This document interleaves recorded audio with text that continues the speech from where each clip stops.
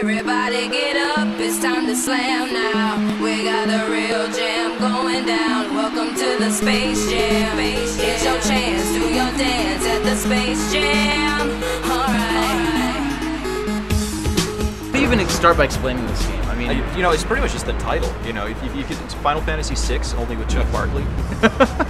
What the hell do you even add to that? Well, you can kind of treat it as like the video game sequel to Space Jam.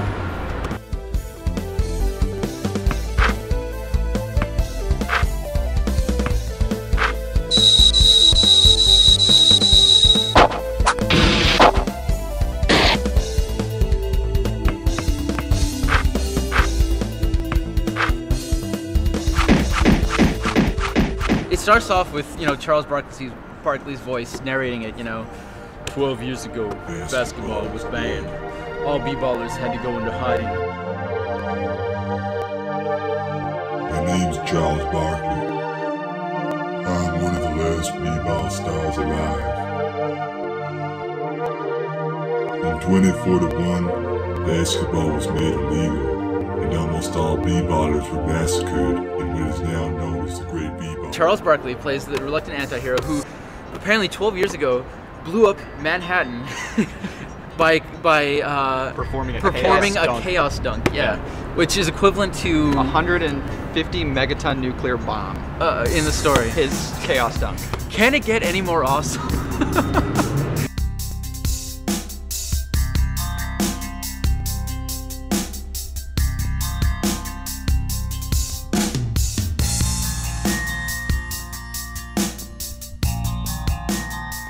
They're in this ruined Neo New York, that's dealing with Neo Shekels.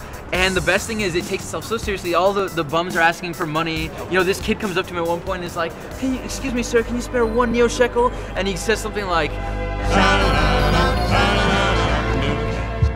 Barkley is the only character that's kind of like not taking everything seriously. There's one point also in the sewers where this one bum is talking about how the city used to be this great, you know, we used to be this great civilization. What has happened to our crumbling society? And Barkley's like, "What the fuck are you talking about?"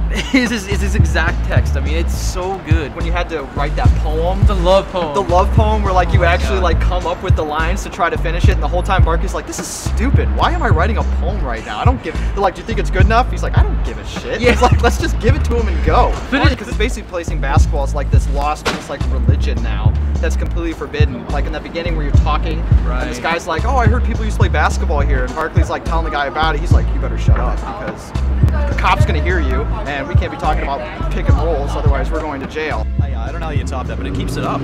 It does keep it up. Actually, it's actually a full game.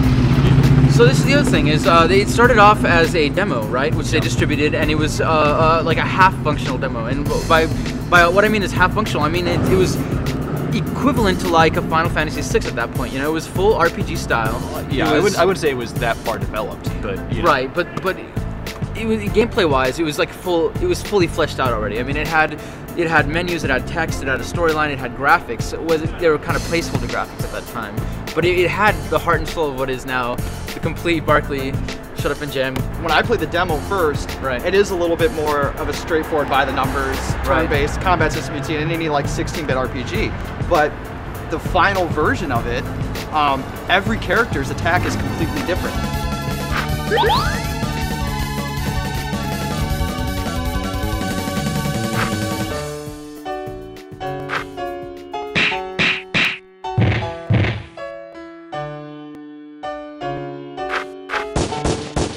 So every mini game, every quick time event, every little like Barkley's moves that were like even in the fight system are all taken of like some cheesy NBA games back in the day. I mean, his free throws, you actually have to time them like you did a free throw in like NBA Jam, where you actually have to hold the button until he reaches the arc and then let it go for max damage, you know? Or the chest pass is a meter that goes back and forth with a circle in between, and if you time the circle just right, it does max damage on the guy. You know, it's so good. Full of just like NBA in jokes that I'm not gonna fucking get. You might, you know. I mean, I understand that, you know, Jordan is evil secret policeman.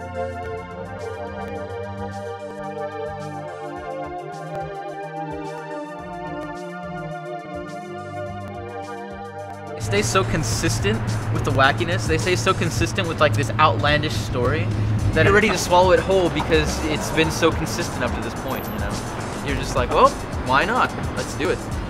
So you guys are missing the best part: the save points. What? The save points for the game. Much like the rest of the game is this big parody on Japanese RPGs. Yeah. The save points go off on this diatribe about how American game making is such filth, and they need not but to look to the west or to the east to find the true genius of game making. So the items that you gain and the enemies, right. and the enemies, gotta put them together. They all stay really consistent with the world. Yeah, I mean they're all like referees and golems made out of basketballs. And, yeah, things like that. And then the items are like, I mean, you have like chubs to cure glaucoma, and alcohol to cure like, you know, Asperger's. Asperger's. You have wait, what? Yeah, Asperger's is a status ailment. It's a status ailment which is cured by alcohol in the game.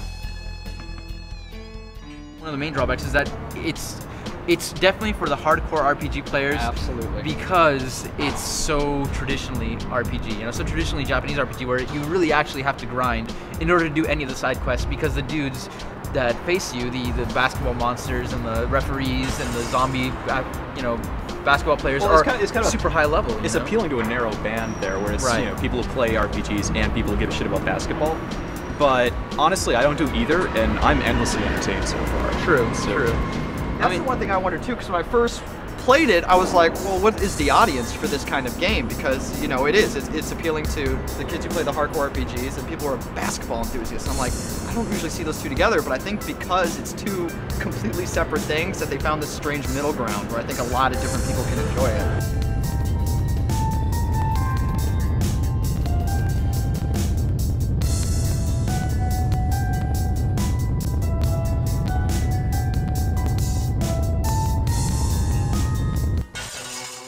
It's not just this absurd premise and goofy dialogue. It's actually playable and better than a lot of games. And adorably amateur. Yeah. You know, it's just, I want to do like a train spotting with sprite riffs in this thing and try to actually place where all of them came from. Yeah.